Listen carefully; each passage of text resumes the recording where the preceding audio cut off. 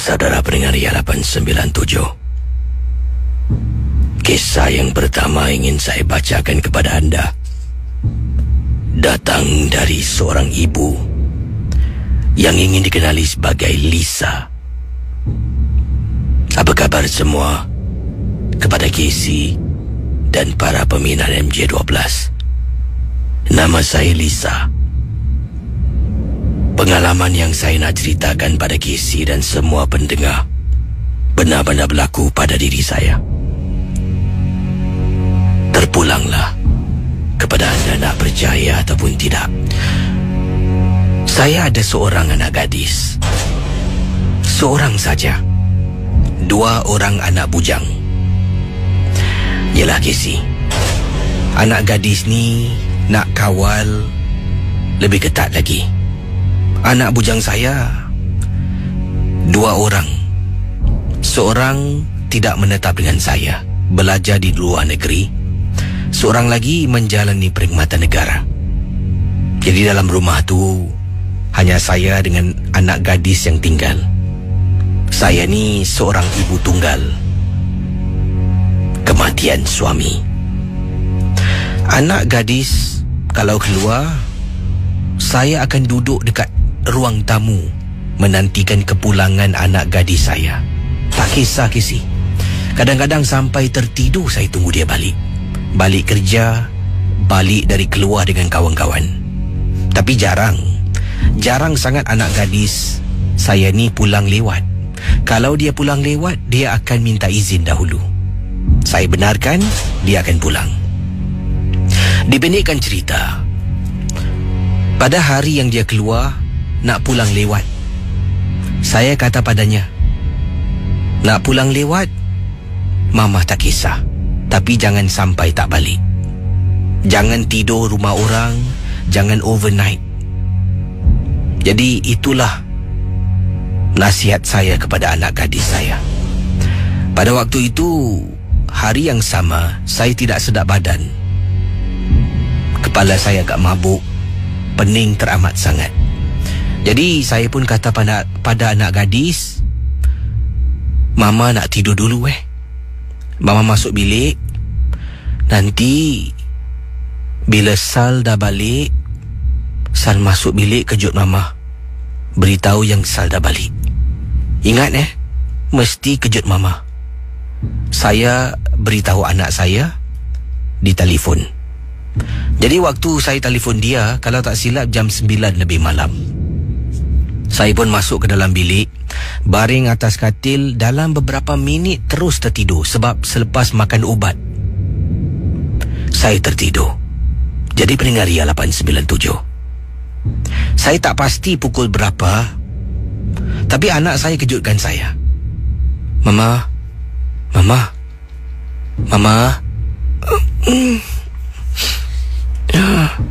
Ma, Sal dah balik. Sal dah makan belum? Ada Ma, tadi keluar dengan kawan makan. Yelah. Kemudian Casey, saya perasan dekat dalam bilik anak saya kejutkan saya sedang bercakap dengan saya. Di luar pintu bilik tidur saya ada kawan anak saya yang sedang tunggu. Saya pun tak bertanya tentang kepada anak saya, sebab ada kalanya anak saya pun bawa balik teman. Jadi dia keluar dari bilik. Saya pun bangun Casey. Bangun pergi tandas, sebab memang pada waktu tu pun tak terkucil. Saya buang air kecil. Pergi dapur, saya bancuh air. Buat air minuman 2 cawan. Angkat dulang dengan cawan. Sal,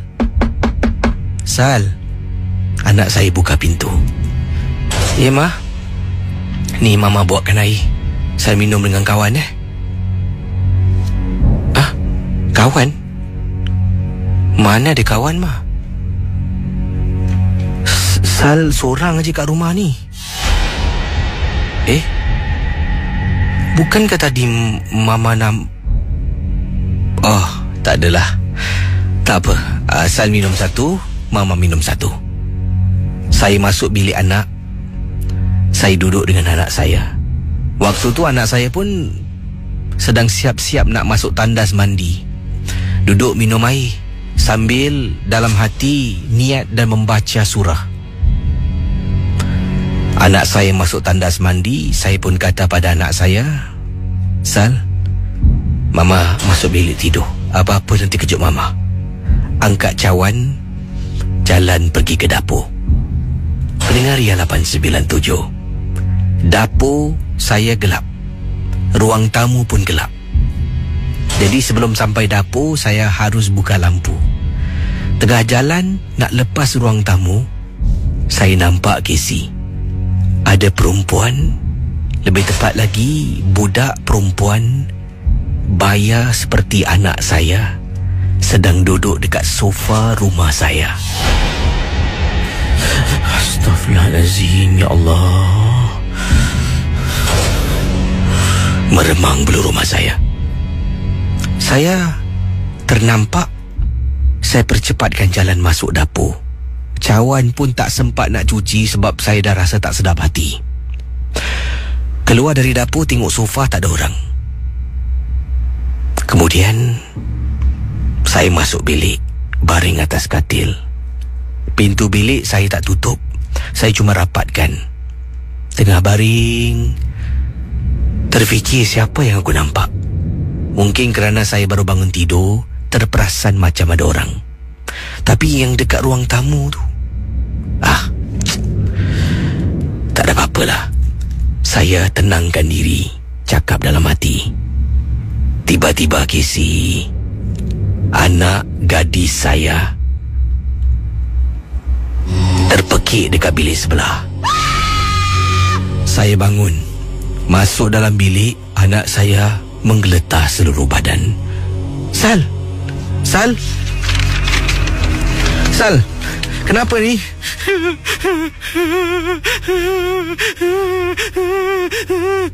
Anak saya tak boleh bercakap, Casey. Menggeletar, menangis. Tak boleh bercakap. Dia seolah-olah ni macam terkena sampukan, Casey. Saya tanya lagi, Sal, mengucap Sal. Sal,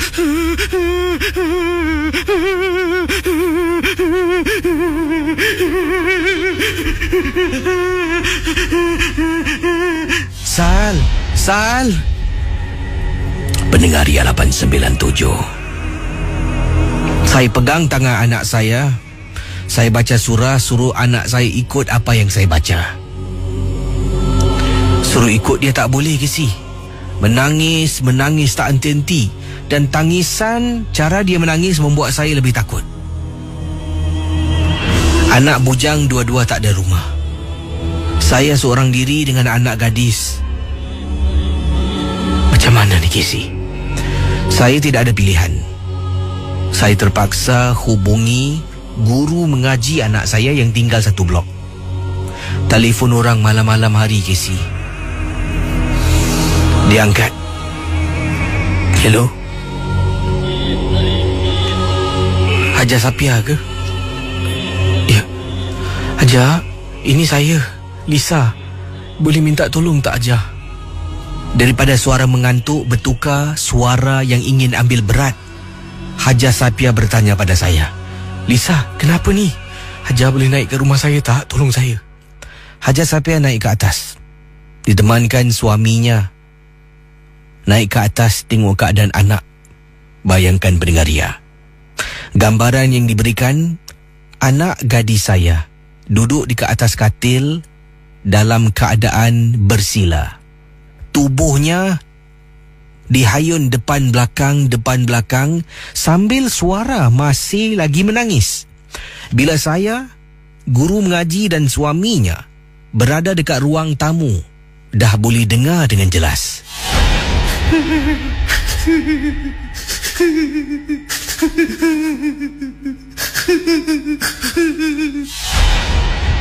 Jalan kami bertiga sampai dekat depan pintu bilik. Suami pada guru mengaji anak saya, nanti dulu. Dia pegang pintu. Assalamualaikum warahmatullahi ta'ala wabarakatuh. Dia tolak pintu. Casey bila dia tolak pintu, anak gadis saya. Waalaikumsalam. Masuklah.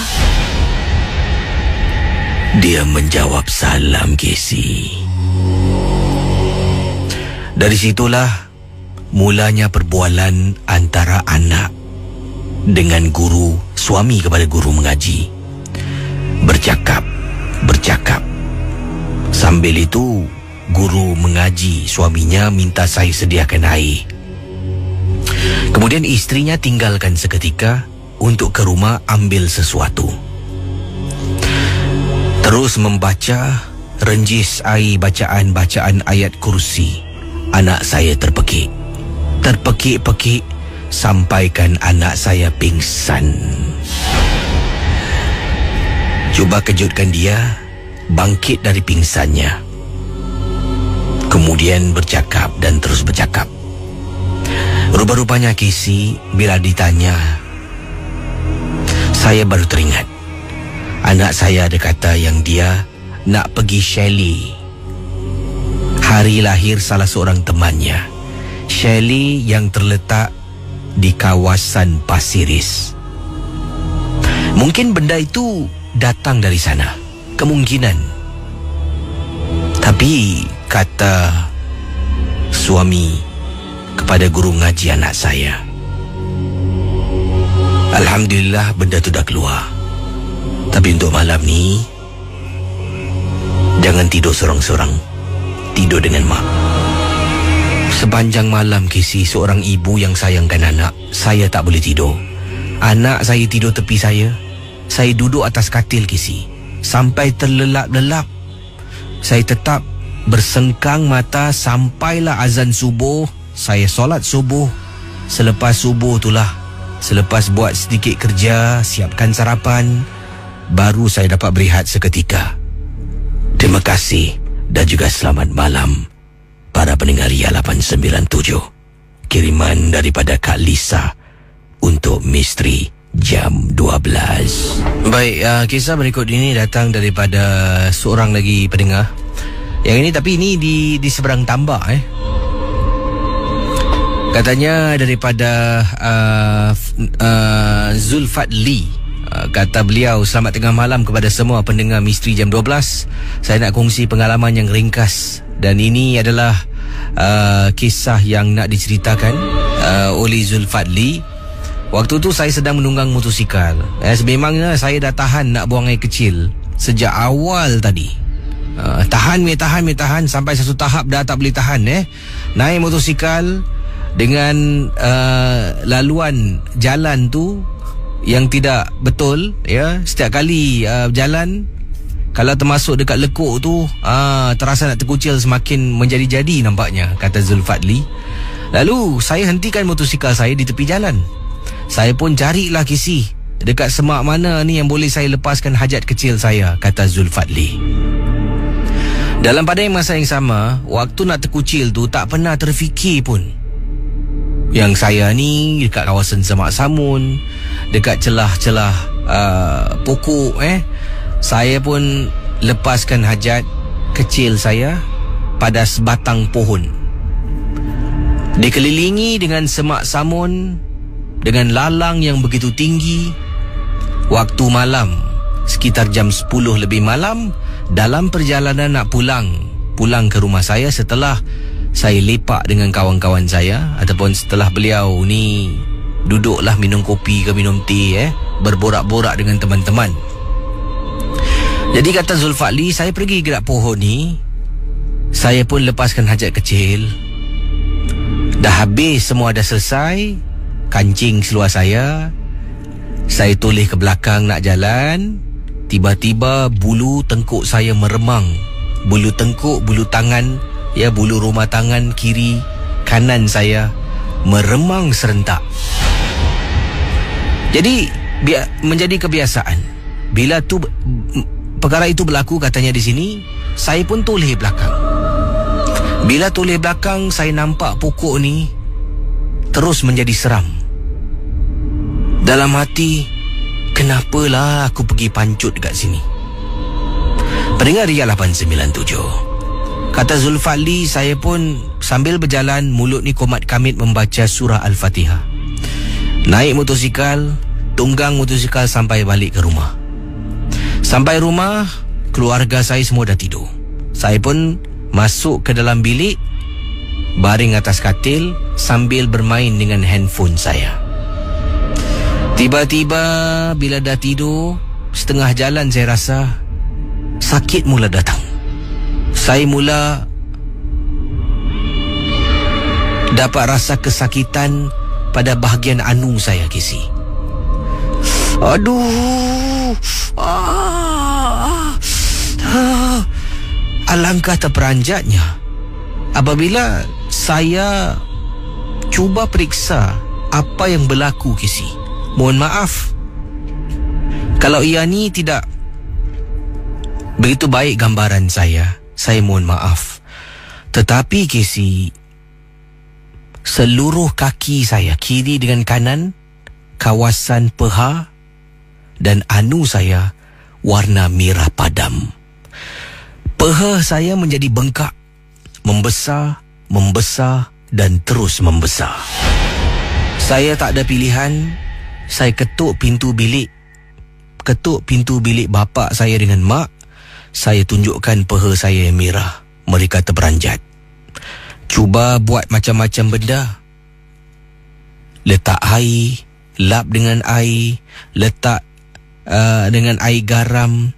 Jadi katanya tidak ada apa-apa yang mampu meredakan keadaan saya. Sampaikan abah saya bertanya soalan kepada saya. Apa dah jadi ni? Kau buat apa tadi? Saya pun cakap, tadi tak tahan, saya buang air kecil dekat sebatang pohon. Astaghfirullahalazim. Saya dimarahi oleh abah saya, Casey. Baru tahu punca sebenar dan baru tahu cara macam mana nak merawat. Abah saya pun cuba membaca dan sambil itu mengambil daun sirih. Daun sirih dibakarkan sedikit, kemudian diletakkan air, ditekap-tekap bahagian-bahagian kaki saya ni, peha saya. Saya rasa panas dan bahang sangat. Saya terpekik. Dan dilakukan berkali-kali. Masih lagi tak jalan. Akhirnya abah saya suruh saya ikut dia. Naik kereta, tunjuk dekat mana yang saya buat hal itu. Pergi dengan abah, kami berdua. Saya masih bengkak, sakit, nak jalan pun susah. Terpaksa Casey keluar rumah. Sampai dekat tempat yang saya tahu, yang saya telah pun lepaskan hajat. Pergi sana, abah saya suruh saya pergi dekat pokok dan mohon maaf kerana tersalah melepaskan hajat. Casey, kawasan tu banyak lalang. Kawasan tu semak samun, banyak juga pokok-pokok yang lain. Tapi waktu kami berdiri, pokok yang depan kami saja yang dapat rasakan seolah-olah ia bergerak seperti ditiup angin yang begitu kencang pada malam itu. Walhal pokok lain semua bergerak, ada angin, tapi tidak sekuat gerakan pokok ini. Saya pun mohon maaf. Datuk Nenek,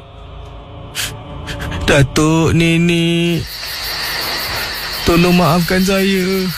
Saya tak sengaja nak kencing kat sini. Sakit. Tolonglah. Saya tak sengaja.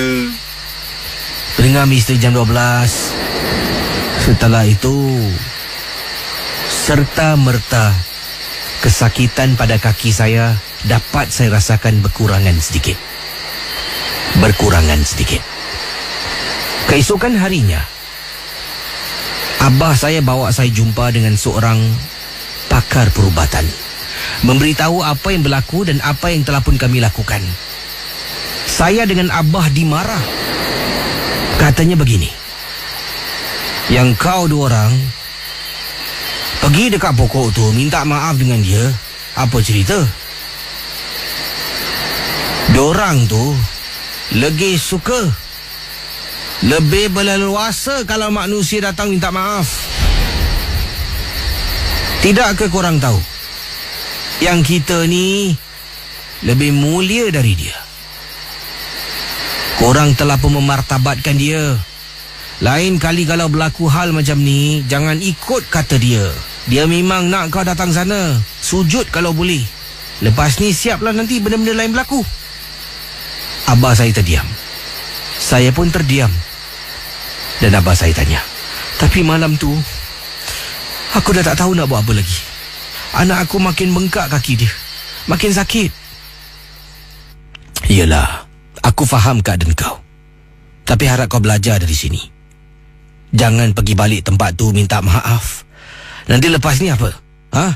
Ayam seko? Minta tu minta ni kau nak kasih?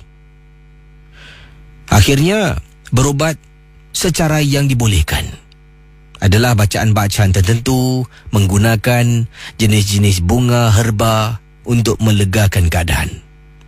Tapi saya bersyukur keadaan saya tidak terlampau darurat sangat. Dan saya sejak malam itu, kata Zulfadli, tidak sesekali kalau macam mana punya tak tahan pun, saya tak akanlah pergi dekat tepi pokok. Terima kasih dan selamat tengah malam. Pendengar yang 897, kita nak kongsi sama kisah berikut ini. Ini berlaku diceritakan pada tahun mana ni tadi? Ini dia. Kisah ini berlaku diceritakan 2 tahun lalu pada tahun 2014. Ini kiriman daripada Maimunah. Maimunah berkongsi kisah pengalaman dalam Misteri Jam 12. Katanya pada tahun 2014, kata Maimunah, Puan Maimunah, anak saya ni mendirikan rumah tangga. Jadi dekat bawah tu kolong blok, kita telah pun pasang dekor semualah yang ditempa daripada sebuah syarikat. Jadi dekor tu dipasang, periuk untuk masak semua diletakkan dekat bawah. Dan saya ni dengan adik-beradik yang lain, beberapa adik-beradik yang lain, daripada selepas isyak kami berada di bawah sedang siapkanlah berkat, bunga telur dan sebagainya untuk majlis. Tukang masak hanya akan datang pada awal pagi itu, iaitu sekitar jam 6 pagi. Tukang masak akan datang, sibuklah potong ayam dan sebagainya. Jadi selepas kami berada dekat bawah tu, adik-beradik buat persiapan untuk esok. Kita pun masih lagi cuba bersengkang mata sampai sekitar jam 12 lebih tengah malam, yang mana ramai dah rasa mengantuk. Saya pun beritahu mereka naik atas tidur, sebab nanti nak kena bangun pagi untuk kita rewang sama-sama sekeluarga untuk majlis anak saya yang pertama. Memang seronok kisi, bergotong royong. Walaupun kita tak masak, kita tempah masakan orang, tapi ada juga kerja-kerja yang kita buat bersama, seperti menjadi kendarat bersama dengan adik-beradik dan juga anak-anak saudara yang lain, tukang jaga berkat dan macam-macam lagi. Jadi sebagai seorang ibu pengantin yang pertama kali, kata Puan Maimunah, saya ni rasa gairah sangat. Adik-beradik semua dah naik, dah nak tidur. Anak saya pengantin pun dah masuk alam tidur, sebab awal tadi pun dah ada majlis berinai.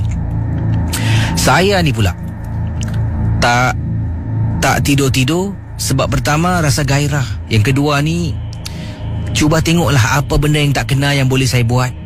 Saya pun jalan ke si, dari hujung kolong blok sampai ke hujung kolong blok, tengok kalau ada mungkin seketing tak betul ke. Yelah gairah, kalau mungkin ada meja yang tak ada tisu dan sebagainya. Jadi saya jalan dari hujung sampai ke hujung, tengok semua okey lah. Saya pusing nak patah balik untuk ambil barang yang saya tinggalkan dekat atas meja.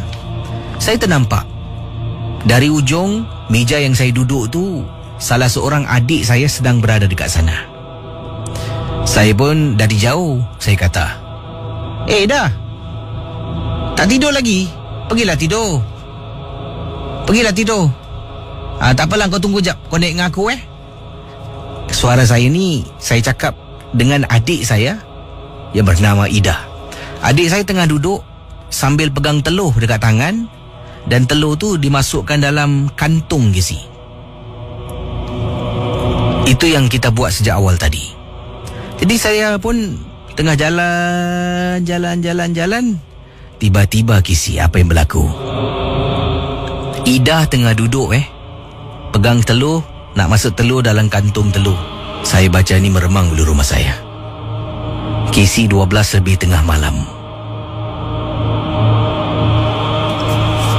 Seekor kucing dekat bawah blok lompat atas meja yang mana Ida, adik saya, tengah duduk. Saya dapat lihat adik saya bangun. Dia lari ke sebelah kiri, tapi bukan lari berdiri. Dia lari dalam keadaan macam orang tengah rukuk. Terperanjat saya dibuatnya. Dalam hati, kenapa adik aku lari macam tu sekali Ida. Sambil tu kucing yang dekat atas meja mengiau.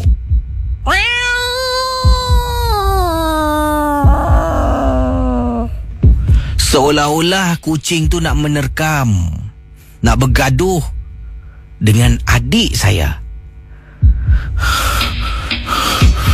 Saya pergi dekat meja, ambil barang-barang semua. Saya naik atas,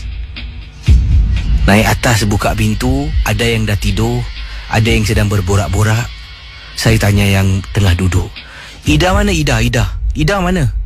Ida dalam bilik tengah tidur. Hah? Kamun, kenapa? Yang lain tanya pada saya. Tak ada apa-apa.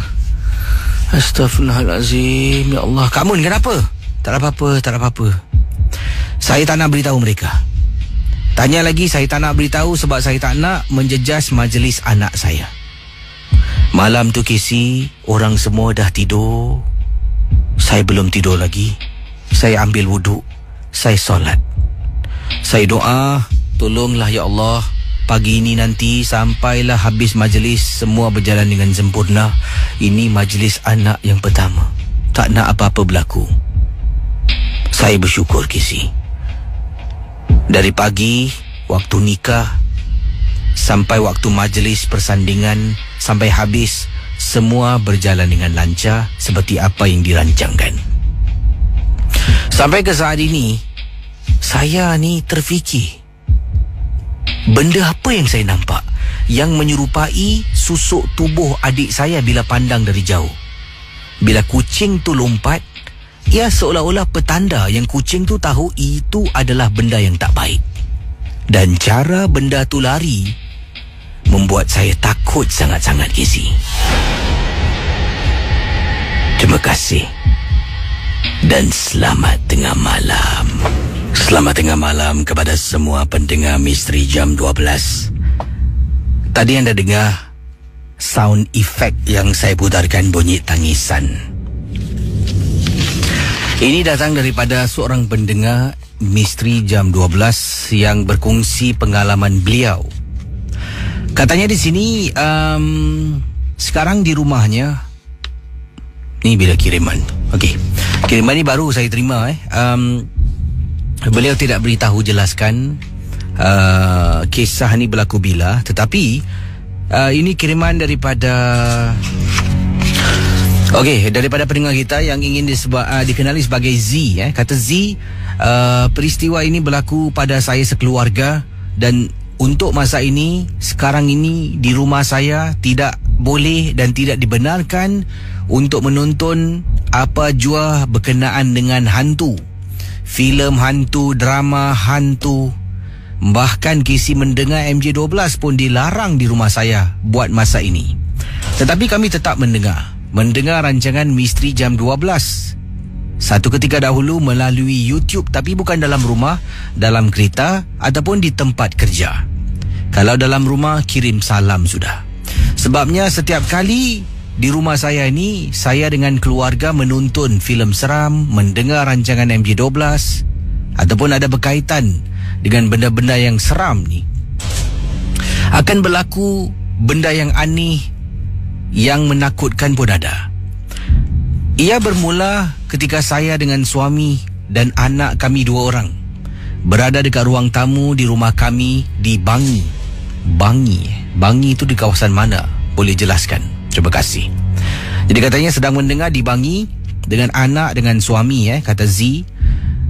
Setelah kami habis menonton filem melalui DVD, anak masuk bilik, saya dengan suami pun masuk bilik. Anak saya ada bilik seorang satu, saya dengan suami satu bilik. Dah atas katil tengah nak tidur, pintu bilik kami diketuk. Saya dengan suami tengah baring tutup pintu, tiba-tiba dengar bunyi ketuk tanpa henti. Saya bangun dengan suami. Kemudian suami saya pergi ke pintu, buka pintu. Anak saya buka pintu, anak seorang lagi pun buka pintu. Dan kami berpandangan antara satu sama lain. Sambil suami saya bertanya, siapa ketuk pintu? Itu yang berlaku. Kemudian anak saya pun kata, siapa ketuk pintu? Masing-masing tidak ingin mengaku yang mereka melakukan kerja itu. Tapi memang benar, Kisi. Bila suami buka pintu, kedua-dua anak saya berada dekat pintu bilik bahagian dalam, sedang pegang dan tarik pintu dalam masa serentak. Pelik kan? Jadi saya dengan suami anggap itu hanyalah satu perbuatan nakal salah seorang anak kami. Saya pun tak nak panjangkan sebabnya kami baru menonton filem seram. Mungkin dia nak takut-takutkan saya dengan suami. Jadi keesokan harinya, kata Z, sedang duduk dengan anak buat sarapan, bercakap-cakap. Saya pun tanya, saya bersahaja tanya pada anak saya, semalam siapa main ketuk pintu? Beritahu ibu. Ibu tak bilang ayah. Hah? Tak adalah bu, bukanlah. Masing-masing tak nak mengaku. Tak apa. Lat beberapa hari kemudian tonton lagi filem seram. Yang ini filem yang lain pula. Keluarga kami ni memang suka tonton filem seram. Tonton tengah tonton dah habis. Biasalah, selalu tonton filem seram waktu malam bila suami dah balik kerja, anak-anak dah balik sekolah. Masuk bilik masing-masing, tengah baring, sekali lagi perkara yang sama berlaku. Bang, tengok bang. Abang tengok. Siapa main kerja ni? Ketuk tak henti Saya yang bangun kali ni. Saya bangun, pergi depan pintu, saya tunggu. Pegang pintu, pegang. Masih ketuk lagi, masih ketuk. Saya tarik pintu, ketukan tu berhenti. Tetapi pendengar Ria 897, tidak ada orang di luar. Mustahil Kisi dalam beberapa saat saya tarik pintu, anak saya boleh lari dan sembunyikan diri. Anak saya pun dalam bilik. Saya buka pintu, kemudian anak saya nampak saya. Ibu ketuk pintu. Tanya anak saya pada saya. Tak. Siapa Anak saya takut Kisi nak buka pintu. Kedua-duanya takut. Akhirnya kakak dengan adik tidur sebilik. Dah takut sangat. Dan kami dapati dah kali kedua perkara ini berlaku. Setiap kali tonton filem seram, mesti pintu bilik kami akan diketuk. Mesti ada gangguan ganjil yang berlaku dalam rumah. Sejak malam tu, saya kata pada suami, bang, jangan beli lagi bang cerita-cerita seram. Kita tengok dulu, kita tunggu. Sampai ke saat ini Kisi, kita anak beranak masih belum berani lagi nak tonton filem seram dalam rumah. Mula-mula ketuk pintu, nanti lama-kelamaan apa pula akan terjadi. Terima kasih dan selamat tengah malam. Okey, silakan 66911897. Hello, selamat pagi. Hello. Selamat pagi, siapa tu? Nama samaran je lah. Siapa bercakap ni? Abang Ai lah. Okey, Abang ada kisah tentang apa ni? Silakan. Saya ni kira madu taksi. Jadi dah lupa lah, I think few months ago lah. Saya mandu di daripada Pasir Panjang. Dalam yoga lebih nak aku satu gitu lah. Mungkin ini yang 3 orang ni tahan saya. Dia mungkin baik lambat lah daripada Science Park sana. Jadi 2 lelaki, 1 perempuan. Jadi macam biasalah, naik 1 lelaki duduk sebelah saya. Lagi 2 perempuan masuk dulu. Then followed by another guy lah. Jadi nak pergi 2 lokasi. Satu pergi Clementi, lagi tu pergi NTU sana. Sampai Clementi, dalam perjalanan tu orang bergurau, bercerita. Saya tak ambil kisah lah. Jadi yang perempuan ni ketawa berbual, gurau-gurau. Sampai dekat Clementi, lelaki yang belakang seat belakang tu, dia turun dulu. Jadi yang lagi 2 cuma bye-bye lah. Okey. Jadi lepas saya bergerak, saya tengok cermin. Okey lah, lelaki tu seberang jalan. Habis saya tanya dah, nak jalan mana? Okey, uncle, PIE. Nak pergi ke NTU sana lah. Okey. Then perempuan yang kat belakang saya ni, kira dia macam ada flu lah. Jadi saya pelankan aircon. Jadi yang lelaki sebelah saya ni, uncle, I want to take a nap. Okey lah. Saya jalan dekat PIE. Yang perempuan ni masih biasa juga lah. Masih macam sneezing gitu lah. Sampai dekat NTU, instead of dia nak pergi street 91 tu, yang lelaki sebelah saya, tak apalah uncle, stop sini je lah. Okey. Jadi saya presume yang belakang saya perempuan ni nak pergi street 91 tu lah. Habis tu saya keluarkan dia nak bayar. Saya cakap, apa hal yang kat belakang ni? Saya buka lampu, saya tengok belakang lah. Si yang kat belakang perempuan tu tak ada lah. Jadi yang sebelah saya ni tanya, uncle, what you look behind? Tak adalah, nak tengok sama ada barang hilang ke apa. Jadi waktu dia tengah keluarkan wallet, saya tengok belakang lagi, macam just to confirm lah. Habis dia yang sebelah saya heran, uncle, kau tengok apa? Saya cakap tak ada. Apa, nothing lah. Saya pun tak nak lebih-lebih, tak nak takutkan dia kan. Saya pun nak drive malam ni. Macam gitulah. Jadi dalam perjalanan tu turun, saya masih muskil, siapa lah perempuan kat belakang ni gitu je lagi sih. Terima kasih gitu. Kembali. Baik, siapakah gerangan di belakang? Kadang-kadang macam tu lah. Bila sedang duduk, tengok macam ada orang kat sebelah kawan tu Macam tadilah kisah pertama, ibu yang sangkakan anaknya balik dengan teman, padahal anaknya balik seorang diri. Okey, sila hubungi saya di 669-11897. Kalau ada kisah, anda boleh hubungi saya dan berkongsi pengalaman yang ingin anda ceritakan. Dan sebentar nanti akan saya kongsi gambar dan juga video yang dimaksudkan. Okey, ini saya terima kiriman daripada pendengar kita. Ini daripada Encik Hasan Assalamualaikum Kisi. Waalaikumsalam warahmatullahi ta'ala wabarakatuh. Saya nak berkongsi satu peristiwa. Ini kejadian yang diceritakan Encik Hasan berlaku ketika beliau bersama dengan beliau dengan anaknya, 2 orang pergi memancing. Dan kisah memancing ini, mereka berdua menaiki bot lah.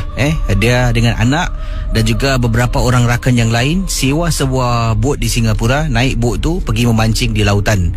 Dan apa yang berlaku, anak saya ni pertama kali ikut pergi pancing. Dah banyak kali dia nak ikut saya, akhirnya tak jadi. Inilah pertama kali dia ikut saya pergi memancing. Dan saya sebelum tu dah beritahu anak saya lah tentang pantang larang, jangan tegur, jangan tu, jangan ni. Tapi itulah, biasalah, kadang-kadang kita ingatkan orang pun akan lupa. Jadi bila kita berada di tengah-tengah laut sedang memancing, enjin bot dah dimatikan, rasa tenang sangat Kisi. Dengan air laut yang memukul tepi bot tu, dapat dengar pukulan air laut dengan bunyi air, dengan baunya air garam daripada lautan tu. Itu adalah terapi untuk saya. Saya suka sangat. Jadi sedang memancing, duduklah, masing-masing sedang duduk berbual-bual, minum kopi. Tiba-tiba anak saya tegur, ikan, kata anak saya dengan rasa gairah. Dia toleh tengok saya. Bah, ikan bah tadi, ikan lompat. Saya pun cakap, Man, Abah dah cakap kan, jangan tegur. Anak saya diam. Tapi bah nampak ikan bah tadi. Anak saya fikirkan, jangan tegur tu kalau nampak hantu. Kalau nampak benda lain boleh tegur lah. Jangan tegur Man, nampak apa diam aja. Diam. Pendengar Misteri Jam 12, tiba-tiba tengah-tengah laut saya dengan semua yang tengah duduk boleh bau bunga cempaka. Dekat laut Casey, mana ada pokok boleh bau harum sangat bunga cempaka. Salah seorang daripada anggota kumpulan pancing kami tunjuk isyarat hidung. Lain semua mengangguk-ngangguk. Dan kita nak suruh pemandu bot ni tukar tempat. Ada kalanya nanti dia bising. Terpaksa cakap dengan dia baik-baik. Uncle, can go somewhere not? Dia pun hidupkan enjin. Kita arahkan dia nak ke mana. Terus jalan sampai dekat satu sudut. Okay, here can stop. Pendengar Ria 897, pada malam tu kita semua diperanjatkan dengan sesuatu perkara yang berlaku. Pancing, dapat ikan tring tring tring. Bunyi loceng pada hujung joran kami. Bila angkat, pusingkan reel motor, umpan, mata kail, batu ladung naik ke atas. Ikan satu persatu, semua setengah badan, lagi setengah hilang entah ke mana. Pada mulanya, bila kawan saya yang pertama angkat, ikan tu alat-alat tinggal kepala, bahagian tubuh bawah tu dah hilang. Jadi kita yang lain anggap dan ingatkan mungkin ada ikan besar lain makan ikan tu yang terperangkap pada mata kail. Kemungkinan. Okey, tak apa. Tak adalah yang peliknya. Kemudian teman yang lain dapat ikan juga, angkat sama juga. Sampaikan setiap seorang yang ada joran. Bila angkat pada malam tu, ikan kami semua tinggal separuh saja badan. Bayangkan Casey. Ini seolah-olah petanda yang tak baik. Malam tu senang-senang Casey, kasih percuma duit kepada pemandu bot kami. Sebab salah seorang daripada sahabat kami memberitahu itu mungkin petanda yang tak baik, ada baiknya kita tinggalkan sudah. Jadi terpaksalah arahkan uncle patah balik. Kita pun patah balik pergi darat dan kita pancing dekat darat saja. Itulah pengalaman saya. Terima kasih dan selamat tengah malam. Okey saudara, boleh hubungi saya di 669-11897. Yang ini kisah daripada pendengar. Oh, nampak je ada panggilan masuk. Silakan. Hello, selamat pagi. Okey, silakan 669-11897. Wow, saya tak perasan dah 1:48. Yang ini kiriman daripada pendengar kita, daripada Abdul Latif, berkongsi peristiwa. Katanya di sini, Assalamualaikum Kisi. Waalaikumsalam. Saya dahulu pernah menetap di salah sebuah pondok pesantren di Indonesia. Waktu itu saya sedang dalam proses menjalani satu kelas tahfiz selama 2 tahun di sana. Dan bila berada dekat pondok pesantren ni, yalah, kalau kita dah jumpa antara satu sama lain, kawan-kawan sebaya, ada yang baik, ada yang baik sangat. Yalah, maksud saya tu nakal. Dan ada kalanya pada waktu malam, kita memang tak dibenarkan keluar daripada kawasan pesantren. Melainkan ada seorang dewasa yang ajak, ataupun ada hal-hal kecemasan ataupun hal-hal sekolah yang diusulkan. Kalau tidak nak keluar, kena minta izin. Jadi pada satu malam, dalam bilik pesantren yang saya tinggal ni, ada beberapa orang rakan yang lain. Mereka kata pada saya, jomlah nak keluar tak waktu malam. Sebab di belakang pesantren tidak jauh daripada tempat kami tinggal ni adalah sebuah tapak tanah perkuburan yang lama. Ini di Indonesia. Jadi kami pun seramai 4 pelajar pesantren. Saya seorang warga Singapura, yang lain semua merupakan pelajar dari Indonesia. Keluar dari bilik Kesi. Keluar hanya menggunakan, waktu itu seingat saya menggunakan lilin yang kami bekalkan bersama. Keluar jalan perlahan-lahan. Walaupun malam, tidak gelap, masih boleh nampak dengan adanya cahaya bulan. Jalan sampai dekat satu sudut ni, baru kita nyalakan lilin. Kalau nyalakan siang-siang, takut nanti guru-guru nampak. Jadi dah jauh daripada kawasan pesantren, baru nyalain apinya, nyalain. Nyala. Kami pun jalan perlahan-lahan. Lilin tu ditutup dengan sejenis bekas, supaya bila ditiup angin, lilin tak mati. Jadi jalan bawa lilin tu sampai dekat satu sudut.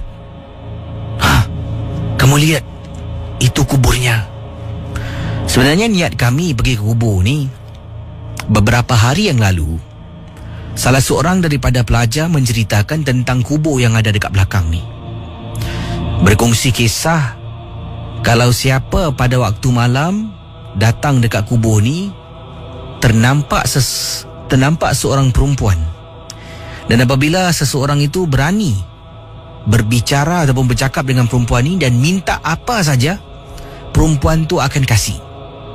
Tapi ingat, yang pertama mesti berani. Lazimnya orang yang nampak perempuan ni akan terus lari, takut. Jadi itulah yang mendorong kami untuk pergi belakang dekat kubur ni. Konon-konon nak carilah perempuan ni. Sampai dekat sini, teman tu kata, tu, kuburan. Ayo. Kita pun jalan. Semakin lama kita jalan, langkah semakin perlahan Kesi. Masing-masing takut. Tapi tak luahkan. Taklah kami cakap, aku takut. Tidak. Cuma dapat rasakan. Mula-mula jalan semua laju. Lama kelamaan jalan perlahan, langkah makin kecil, dan jemaah yang pergi dekat belakang kubur ni makin rapat antara satu sama lain. Jalan perlahan-lahan. Perlahan-lahan pada waktu malam, kami berempat. Udah sampai ni. Ya. Sekarang mau bikin apa ya? Katanya, sekarang nak buat apa ni? Ya. Jalan aja deh. Lihat. Kalau bisa jumpa, aku kepingin jadi kaya. Aku pun. Masing-masing tiba-tiba bergurau antara satu sama lain dengan harapan nak jumpa perempuan ni. Nak jumpa sangat dengan perempuan ni dan nak minta sebab nak jadi kaya. Jalan. Penat kami berjalan. Hampir setengah jam dekat kubur tu, pusing. Tak jumpa-jumpa. Wow, dah lewat ni. Ayo pulang. Nanti dicari. Nantilah. 5 minit lagi ya. Kami pun berjalan. Tak jumpa Kesi. Waduh. Ya, pulang ya. Kami pun pulang. Pendengar Misteri Jam 12. Katanya di sini Encik Abdul Latif, apabila kami patah balik nak pulang ke pondok pesantren, Kesi, pusing punya pusing. Kami berempat masih berada di tempat yang sama.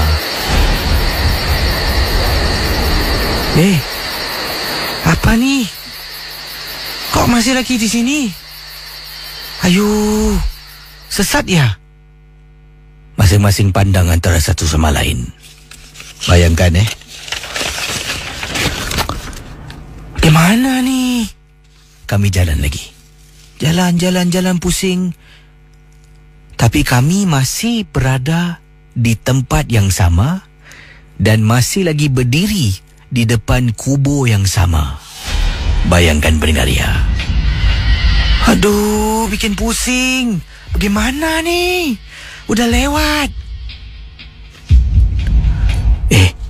Aku rasa kita sudah terperangkap di tempat ini. kata Encik Abdul Latif kepada 3 orang rakan. Mereka cuba ikhtiar dan berusaha, tapi tidak berjaya. Sampailah ke pagi apabila guru-guru mencari kami dan temui kami sedang berdiri di depan kubur yang sama sepanjang malam. Kami dimarahin, katanya di sini. Bila balik ke pesantren, kami mandi, bersihkan diri dan kami kena denda. Denda kami adalah membaca Al-Quran sepanjang malam, Kisi. Sampaikan saya terlintuk-lintuk baca. Kalau saya terlelap, saya akan dirotan. Bangun lagi. Habis 30 juz, barulah kami dibenarkan untuk rehat ataupun tidur. Jadi saya tanya kepada salah seorang anggota yang mengatakan belakang tentang penampakan wanita, kita boleh jumpa dan minta apa saja. Kemudian saya beritahu, lo tipu ya? Semalam malam gue pergi, katanya ada perempuan, boleh minta apa saja. Tapi nggak kelihatan dong. Lo ini bodoh, katanya pada saya. Kalau mau jumpa, gak boleh ramai-ramai. Harus pergi seorang-seorang dong. Kamu berani pergi seorang? Patutlah tak jumpa. Pergi sampai 4 orang, Gesi. Las-las kena kidnap dengan hantu kubur. Terima kasih dan selamat tengah malam. Okey saudara, nampaknya masa tidak mengizinkan. Ada yang tadi telefon dan katanya tak nak on air. Okeylah. Okey, ada satu lagi pemanggil. Mungkin pemanggil yang terakhir. Silakan 669-11897. Hello, selamat pagi. Hello. Hello, siapa tu? Saya Cik Ta. Cik Ta ada kisah tentang apa ni? Silakan. Ni kisah tentang masa tu berlaku pada tahun 2011. Baru pindah ke rumah baru. Jadi tu pada waktu yang sama tu tahun tu saya baru discover MJ12 melalui YouTube. Jadi tu saya jadi addictive lah. Addiction lah. Jadi dengan MJ12 di YouTube aja sampai ke lewat malam. Jadi tu satu malam tu saya dengar di dalam bilik tidur saya. Ni baru pindah Jadi on YouTube kuat dalam bilik tidur sendiri. On lampu dengar sampai pukul 1 lebih. Lepas tu saya dah ngantuk. Dah ngantuk, saya pun offkan YouTube. Kemudian tu saya nak tidur, malas nak bangun, nak off lampu. Jadi tu saya baring aja pak lantai. Saya ambil satu kertas scrap paper. Saya pun letakkan paper tu atas mata saya, jadi tak silau sangat lah. Jadi tu konon-konon tu nak pejam mata, nak rehat sekejap lah. Sekali tengah rehat, just a few seconds after saya taruh paper tu, saya rasa ada satu benda tajam. Dia main genter-genter di lubang telinga kanan saya, tak macam benda cucuk-cucuk. Jadi tu saya kata, apa benda ni? Jadi tu pun saya tepis apa yang ada dekat telinga saya tu dengan tangan kanan. Dan tepis tu, relax sekejap. Sekali tu ada benda tepuk muka saya atas ke atas. Saya pun, apa benda ni? Lepas tu saya cepat buka paper tu, tengok dalam tu memang tak ada orang lah, cuma saya seorang sajalah. Jadi tu lepas tu takut sendiri lah, tidur on lampu lah. Itulah pengalaman saya lah. Semasa tu saya baru pindah ke rumah baru lah. Jadi tu mungkin tu penunggu dalam bilik tu.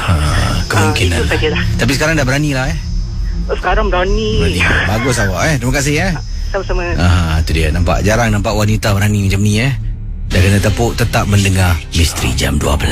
Saudara pendengar Ria 897 FM, terima kasih. Casey ingin ucapkan kepada anda yang sudi mendengar Misteri Jam 12 untuk hari ini ataupun untuk malam ini 11 November 2016. Saya akan jumpa anda esok dalam satu lagi episod kisah-kisah misteri. Dan ingat, apa jua pengalaman yang anda ceritakan dalam rancangan ini semua hanyalah sekadar hiburan. Terima kasih kepada anda yang ada di Facebook Ria 897 FM, yang ada di Facebook DJ KC, yang juga sedang memantau Instagram dan sebagainya. Saya akan kembali dengan lebih banyak lagi kisah-kisah misteri, kisah-kisah seram, dan pastinya rancangan ini 100% hanya satu hiburan. Esok ataupun hari ini dah pun melangkahkan kaki ke hari Jumaat. Jadi hari ini jam 8 malam kita akan bersiaran langsung. Ya, 8 malam bersiaran langsung di Concord Hotel, iaitu Muslim Delight Wedding and Venue. Yang mana bila kita berada di sana ia merupakan peringkat akhir di Awesome Voice. 5 finalis telah pun dipilih dan antara 5 seorang akan menjadi seorang artis rakaman, ya, yang akan merakamkan sebuah single bersama dengan The Lion Story. Jadi malam ini jangan lupa untuk dengar kami Ria 897 secara live. Anda juga akan mendengar para peserta bertanding secara live. Dapat anda dengar suara mereka, nilaikan. Mungkin anda juga ada favourite pilihan anda. Jangan lupa untuk bersama dengan kami dalam The Awesome Voice 8 malam secara langsung di Ria 897 FM. Dari itu, KC undurkan diri dan terus bersama dengan Ria hingga jam 6 pagi sebelum Zah Ismail mengambil alih tugas sebentar nanti. Bye-bye.